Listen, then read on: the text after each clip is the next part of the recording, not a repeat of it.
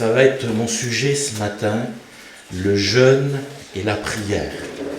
L'Écriture nous montre que lorsque nous parlons du jeûne et la prière, il y a un contexte et il y a, je ne sais pas si on peut dire les choses de cette manière, il y a un vrai jeûne, c'est-à-dire un jeûne où Dieu prend plaisir. Alors j'aimerais ce matin prendre le temps de développer avec vous cela, du moins rappeler quelques vérités des Saintes Écritures.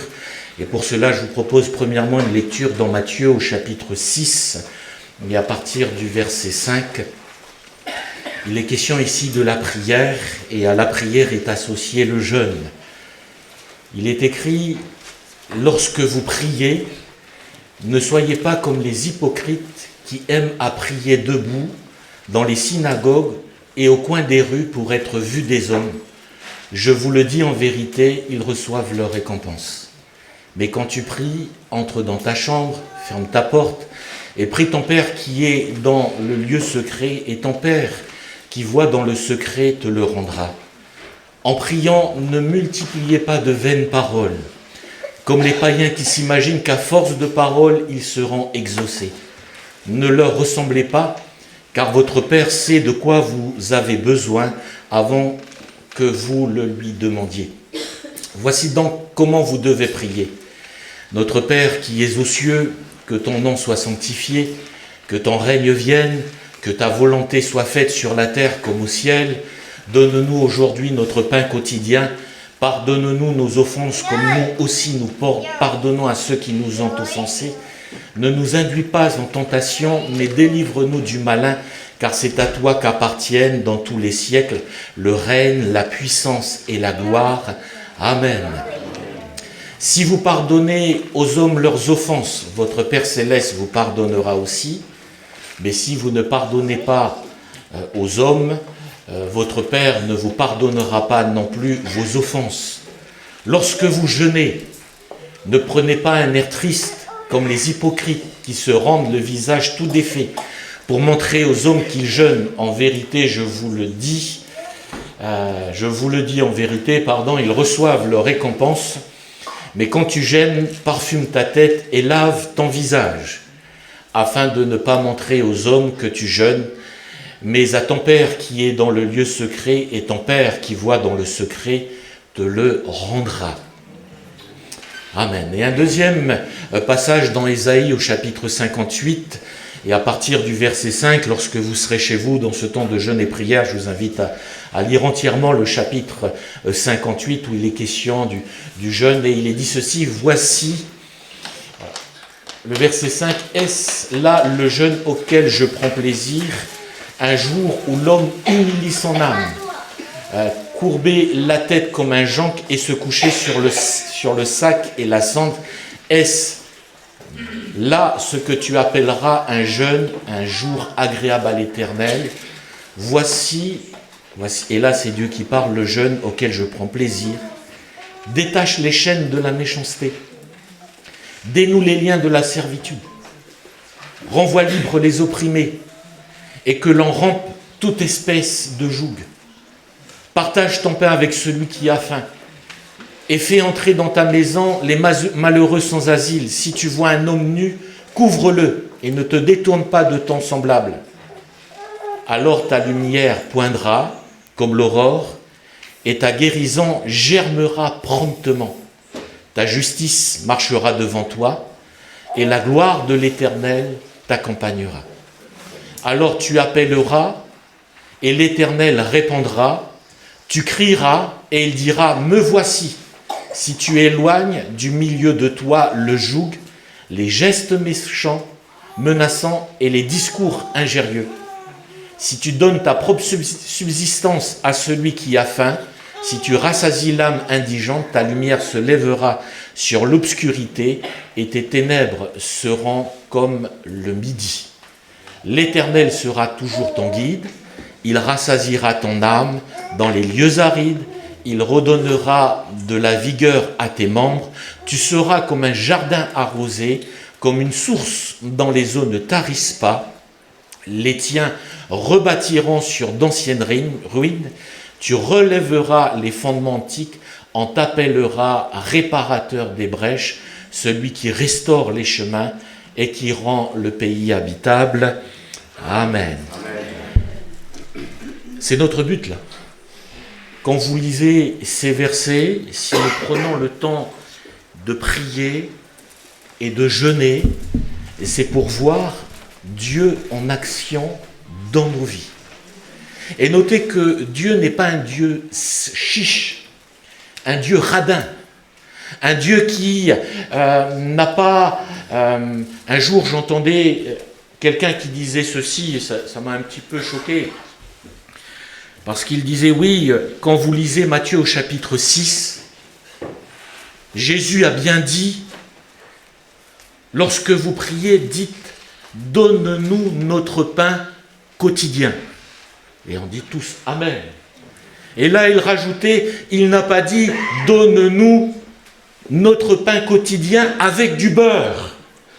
C'est juste le pain quotidien, c'est juste le nécessaire. Bien sûr que Dieu est capable de nous donner le nécessaire. Mais c'est aussi, quand on lit Ésaïe, c'est le Dieu de l'abondance, qui est capable aussi de nous donner du beurre. Et un bon beurre breton bien salé, avec des cristaux de sel. Dieu, c'est le Dieu de l'abondance. Et je crois que si nous voulons mettre ce temps à part, c'est pour voir Dieu aussi agir dans notre Église, mais aussi dans nos familles, mais aussi dans nos vies. Alors, nous aurons du lundi au jeudi un temps de jeûne et prière. Ça veut dire que durant ces 4 jours, pour ceux qui le peuvent, bien sûr, eh bien, pendant ces 4 jours, on va s'abstenir de nourriture, du lundi au jeudi.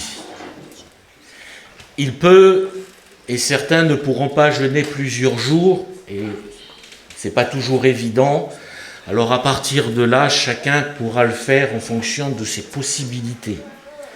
Certains vont pouvoir jeûner un jour, d'autres vont pouvoir jeûner 2 jours, peut-être certains vont pouvoir s'abstenir seulement de ne pas manger quelques repas dans la journée, et puis peut-être le soir, ils vont manger, peu importe. Le plus important, c'est mettre ce temps à part, et je prendrai le temps de développer en disant que le jeûne et prière, c'est un temps où on recherche la face de Dieu, et le jeûne et prière, comme nous l'avons lu, c'est aussi une attitude de cœur. Mais en fonction de vos possibilités, en fonction, bien sûr, de votre santé, vous allez ajuster les choses. Lorsque nous servons le Seigneur, nous le faisons avec foi, nous le faisons avec ardeur, mais nous le faisons aussi avec sagesse. Donc si votre santé ne vous permet pas de jeûner plusieurs jours, le Seigneur, lui, connaît toutes choses. Le plus important, c'est mettre ce temps à part pour rechercher la face de Dieu.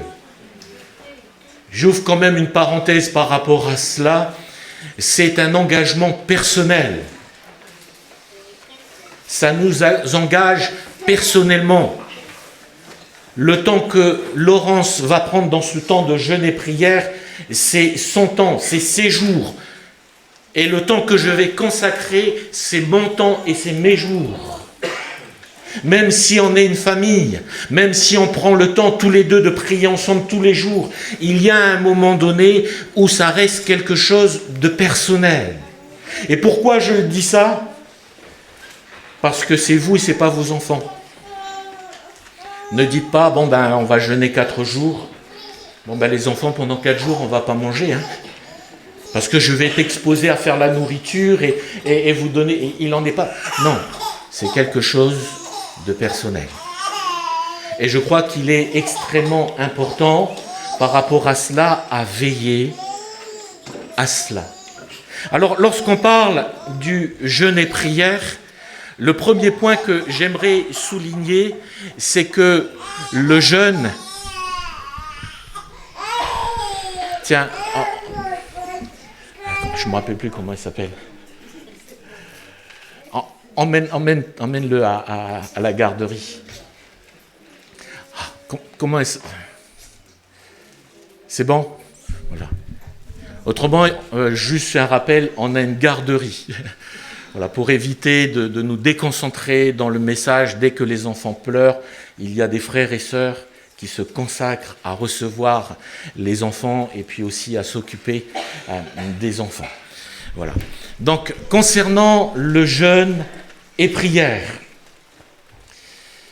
c'est le jeûne et prière. Je répète, c'est le jeûne et la prière. C'est pas seulement le jeûne. Si la prière n'est pas associée, le jeûne ne sert à rien. Bien sûr, quand on va consacrer une journée, bien sûr, quand on va consacrer 4 jours, nous avons aussi notre travail. Nous avons aussi nos activités. Mais dans ce cadre-là, dans ces journées où nous allons consacrer à la prière, nous allons prendre du temps et du temps à part. Et c'est extrêmement important. Dans 1 Thessaloniciens au chapitre 5 et le verset 16, il est dit ceci, « Priez sans cesse ». Et on est bien d'accord, les uns et les autres, de dire que la prière fait partie de notre quotidien. Nous prions continuellement. C'est-à-dire que lorsque nous sommes amenés à faire une activité, on va penser à quelque chose, on va prier le Seigneur. On va penser à un sujet, Seigneur, je pense à telle personne, merci de la visiter, elle est malade, merci de la guérir, tout en faisant notre activité. Il peut arriver lorsque nous roulons, nous prions également, bien sûr on fait attention, mais il peut arriver qu'en roulant on pense et on prie. Et c'est ça, prier sans cesse.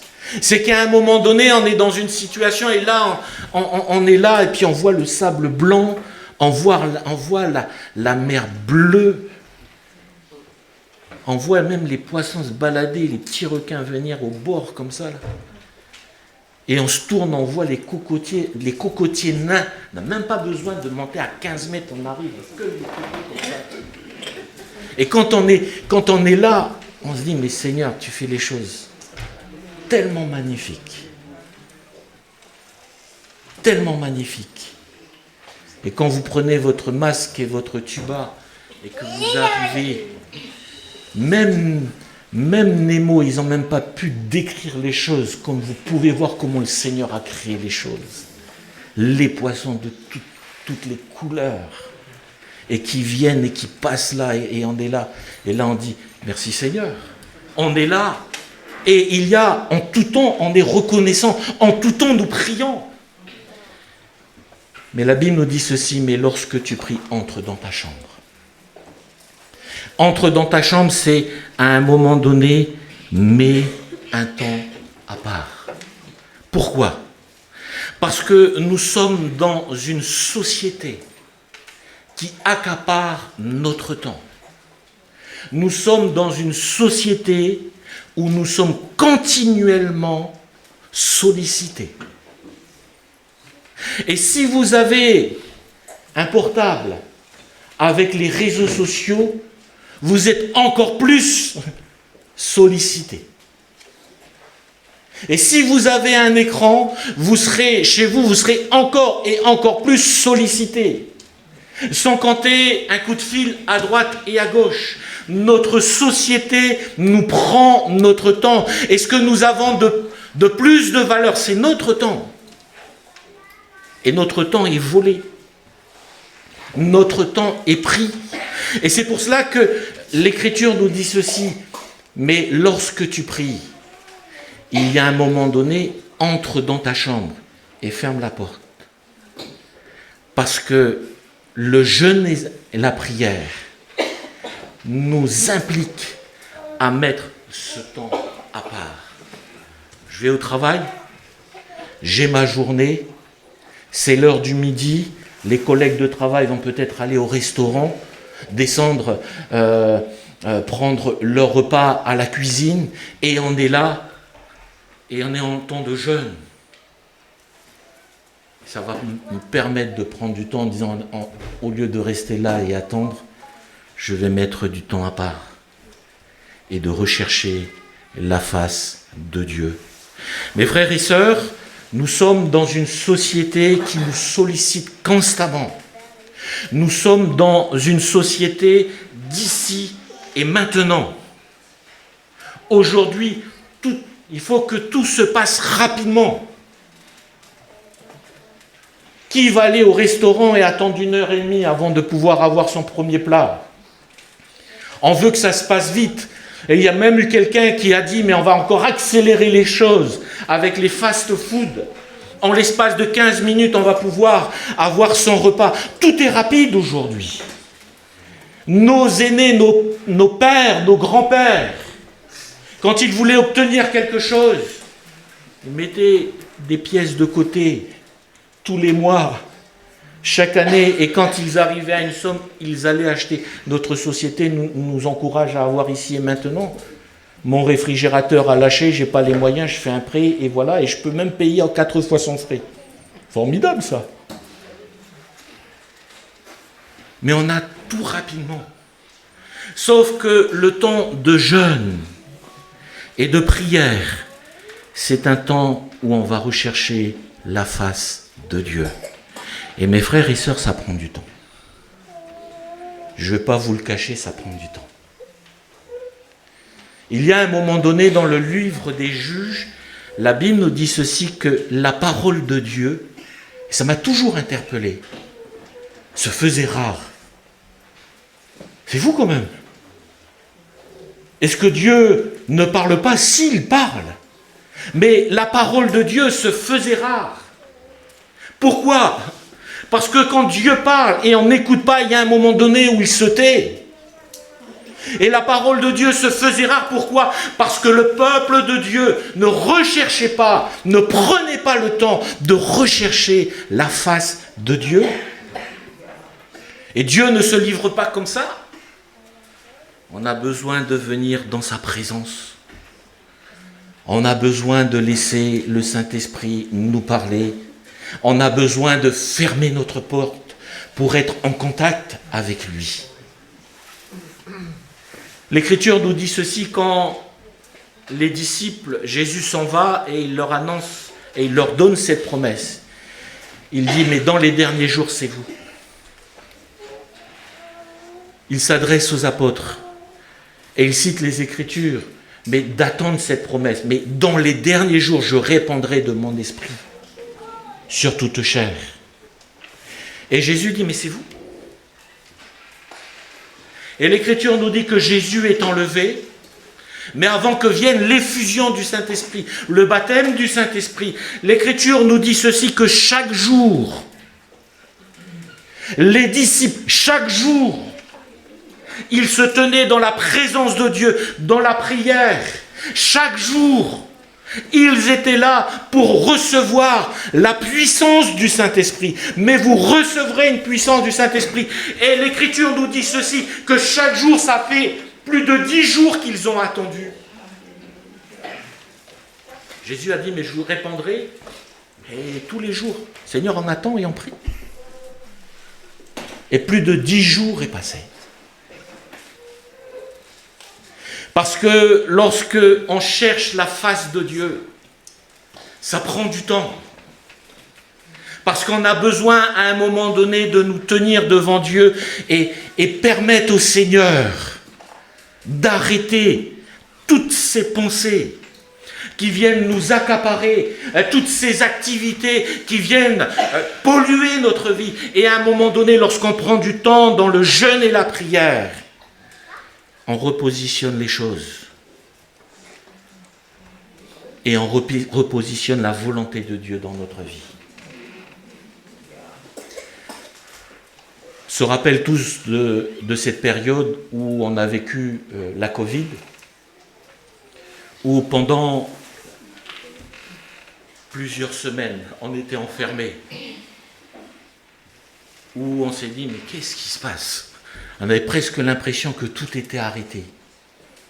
Des villes où il y avait du bruit, les gens se déplaçaient, c'était devenu, pas des villes mortes, mais il y a eu d'un seul coup un calme dans notre société. Et tous les uns et les autres, enfin du moins, c'est ce que je me suis dit. On ramène les choses à l'essentiel. Et on repositionne sa vie. En disant, mais est-ce que notre vie, c'est ça ? C'est entrer dans toutes sortes d'activités, c'est faire ceci, c'est faire cela. Et là, on commence à remettre les choses essentielles dans notre vie. Et on est dans une réflexion, et en sortant du Covid, on se dit, mais on ne va plus vivre comme on le faisait avant la Covid. Pourquoi ? Parce que, eh bien, ça nous a amené à réfléchir. Et puis, les choses ont repris, et puis nous voilà de nouveau dans le même rythme. Et là, on rame, parce qu'on court toujours après le temps. Lorsque tu pries, et mes frères et sœurs, durant ces jours où l'Église va se mobiliser pour prier, et quand je dis l'Église, c'est chacun d'entre vous, c'est nous, lorsque nous allons nous mobiliser, c'est un temps où vous pouvez dire au Seigneur, Seigneur, viens, viens me parler. Et là, on va s'apercevoir d'une chose, parce que en écoutant tous ces prédicateurs sur YouTube, Dieu n'a jamais été aussi bavard que depuis cette période-là. Dieu m'a dit, Dieu m'a montré, Dieu m'a parlé, Dieu m'a dit de faire ceci, Dieu m'a dit de faire cela. Et on est là en... Seigneur, et puis c'est normal, hein, quand je dis ça, il n'y a pas de jugement, de valeur. C'est juste qu'on a un cœur pour dire, Seigneur, on veut que tu parles à nos cœurs. Et on veut entendre ta voix. Mais quand on entre dans notre chambre, il y a un moment donné où, étant dans la présence de Dieu, toutes ces voix-là et le discernement que le Seigneur nous donne vient, et on s'aperçoit qu'il y a nos pensées et ses pensées, sa volonté et notre volonté, ses voix et nos voix. Mais dans la présence de Dieu, tout ça, à un moment, le Seigneur balaye et repositionne les choses. Le temps de jeûne et prière, c'est pas le fait de dire, Seigneur, tu vois, j'humilie ma chair, ou je mortifie mon âme, même si on va s'humilier devant le Seigneur. Mais c'est bien plus que cela. C'est, Seigneur, je cherche ta présence. Cette présence que nous avons ce matin, mais cette présence où le Seigneur vient. Vous savez, comme Samuel. Samuel, il se lève, il court, il va voir Élie, me voici. Je ne t'ai pas appelé, retourne. Et là, il retourne. Samuel, il court, plein de ferveur, il va voir le sacrificateur Élie. Je ne t'ai pas appelé. Là, il prend conscience à un moment donné, Élie. Il dit, mais là, tu es en train d'apprendre à reconnaître la voix de Dieu. Pour l'instant, tu ne reconnais pas. Et pourtant, il servait l'Éternel dans le temple. Mais là, vient un moment où tu es en train d'apprendre à reconnaître la voix de Dieu. Et quand de nouveau, on te dira Samuel, tu diras oui, ton serviteur écoute. Et il y a un moment donné où, en dehors de tout ce qu'il peut faire, il y a un moment donné où Dieu repositionne les choses. C'est notre privilège que nous avons. Dans l'ancienne alliance, il y avait les prêtres, les sacrificateurs qui étaient là pour permettre ce contact avec Dieu. Aujourd'hui, Dieu répand son esprit sur toute chair. C'est-à-dire qu'aujourd'hui, nous pouvons avoir cette possibilité, parce que le voile a été déchiré, d'entrer dans la présence de Dieu et avoir un tête-à-tête, bien sûr avec humilité, entre le Seigneur et nous. Prenons ce temps, mes frères et sœurs, pour rechercher la face de Dieu. Et mon deuxième point ce matin, c'est noter que le temps du jeûne et prière est associé aussi à une attitude de cœur. Quand il est dit ici, mais ne jeûnez pas pour ne pas montrer à tous ceux qui sont autour de vous. Les frères et sœurs, on va jeûner ensemble, hein, on est bien d'accord. Donc on sait qu'on va tous jeûner. On ne peut pas cacher. Je vais faire ça dans le secret. C'est pas dans ce sens. Mais notez que quand il est dit ici, eh bien parfume ta tête. C'est que quand on est dans ce temps de jeûne et prière, ou quand vous lisez dans Ésaïe au chapitre 58, il est dit, mais tu humilies ton âme. Là, les pharisiens, eux, n'humiliaient pas leur âme. C'était une valeur ajoutée à ce qu'ils sont. Vous avez vu, je prends un temps de jeûne et prière. Je suis triste parce que c'est dur, mais je suis dans le combat. Je suis dans le combat, là. Je suis un homme spirituel. Je suis dans le combat et la prière. Vous voyez, je suis en train de jeûner. Seigneur. Parfume ta tête dans le sens où, quand on est dans le temps de jeûne et prière, c'est une attitude où on va humilier son cœur. Où on vient et on dit, Seigneur, je viens parce que sans toi, je ne peux rien faire. J'ai besoin de toi. Tu es le soutien de mon âme quand on l'a chanté. J'ai besoin de toi. Et c'est dans ce sens. Et notez que c'est une attitude permanente. Pourquoi ? Parce que c'est lié à ce que nous sommes. Lisez dans Ésaïe 58 dans son entier. À un moment donné, le peuple d'Israël dit, mais à quoi ça sert de jeûner ? À quoi ça sert de rechercher ta face ? Parce que nous crions à toi et tu ne réponds pas. Nous intercédons, nous sommes là et nous recherchons ta face et là, tu fais silence. À quoi ça sert ? Est-ce que ça vaut le coup de mettre ce temps à part, de se priver de ce repas pour rechercher ta face ? Parce que tu ne réponds pas. Et ils sont là dans ce questionnement. Et à un moment donné, Dieu remet les choses à leur place. Il dit, mais vous êtes tout le temps en train de vous quereller. Vous êtes dans une phase où vous cherchez ma face, mais de l'autre côté, votre attitude vous éloigne de moi. Votre comportement m'éloigne de vous. Et l'Écriture nous dit ceci, mais quand l'homme s'humilie, et quand il vient, il s'humilie devant le Seigneur, c'est pas seulement une disposition de cœur, mais c'est une attitude au quotidien. L'apôtre Paul dit ceci, ayez les sentiments qui étaient en Jésus-Christ. Et c'est ensemble. Mais c'est aussi quand on est au travail et qu'il y a un collègue qui est pénible. La Bible nous dit ceci, aimez-vous les uns les autres. Et on va aimer tout le monde, même nos ennemis, nous dit l'Écriture. Mais il y a des moments donnés où on va mettre en pratique le verset que donne l'apôtre Paul, où il est dit ceci, supportez-vous. Parce que peut-être on a une collègue qui est pénible, qui nous pourrit la vie. Et à chaque fois qu'on fait quelque chose par derrière, elle arrive toujours à pourrir la vie. C'est invraisemblable, ça.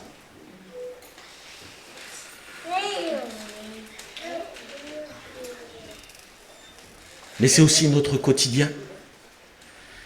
Mais Seigneur, je veux en tout temps. On t'a fait connaître, ô homme, ce qui est bien. Et ce que l'Éternel demande de toi, c'est que tu pratiques la justice, que tu aimes la miséricorde et que tu marches humblement avec ton Dieu. On a eu notre conseil d'administration mardi. Et je me suis dit, je vais aller prendre quelques gâteaux pour agrémenter ce moment quand même. Ça fait quand même plaisir de pouvoir partager un moment chaleureux ensemble, tout en abordant les choses de l'Église. On peut faire les choses sérieusement en faisant dans la joie et la bonne humeur. Et là, j'arrive dans le rayon pâtisserie. Le réflexe que j'ai, tarte aux fraises. J'arrive, je vois la tarte aux fraises. Il y a deux. Il y a les grosses et les petites. Donc, comme on est assez nombreux, je regarde la grande. Et là, je vois la grande et je regarde celle-là, elle est plus fournie en fraises. C'est celle-là que je vais la prendre. Et en regardant de près, je dis formidable. Les grandes sont à 13,90. Mais là, ils se sont trompés d'étiquetage. Ils ont mis le prix de la petite à 11,90. Je dis merci Seigneur. Je prends la tarte. Je dis Seigneur, tu es bon. Et là, je vois la dame, la responsable qui est là en train de regarder les fois. Je la regarde, je regarde la... Je vois la dame. Je dis voilà, j'ai pris celle-là parce qu'elle était fournie, mais il y a un problème d'étiquetage. Et je l'ai vu. Donc, pour payer le prix. Même si j'étais dans le merci Seigneur, on va y aller. Parce qu'on t'a fait connaître, homme, ce qui est bien, et ce que l'Éternel demande de toi, c'est que tu pratiques la justice. Et la dame me regardait d'un air encore. Pourquoi il me dit ça? Je dis, mais monsieur, il y a une erreur, c'est mon collègue qui l'a fait. Ben, vous avez le prix, puis point barre. J'ai dit, ben merci, mais je voulais quand même demander. Et là, devant le Seigneur, tu vois, Seigneur, j'étais honnête devant toi quand même. Au niveau du goût, c'était pas moins cher, hein, c'était aussi bon. Mais le jeûne et prière, c'est aussi, chaque jour, on n'est pas parfait. Que celui qui est debout prenne garde de tomber. Et on sait que, en tant qu'être humain, eh bien, nous péchons. Mais Seigneur, je veux mettre ce temps à part, mais dans mon quotidien, je veux t'honorer. Et je veux que les sentiments qui étaient en Jésus soient en moi.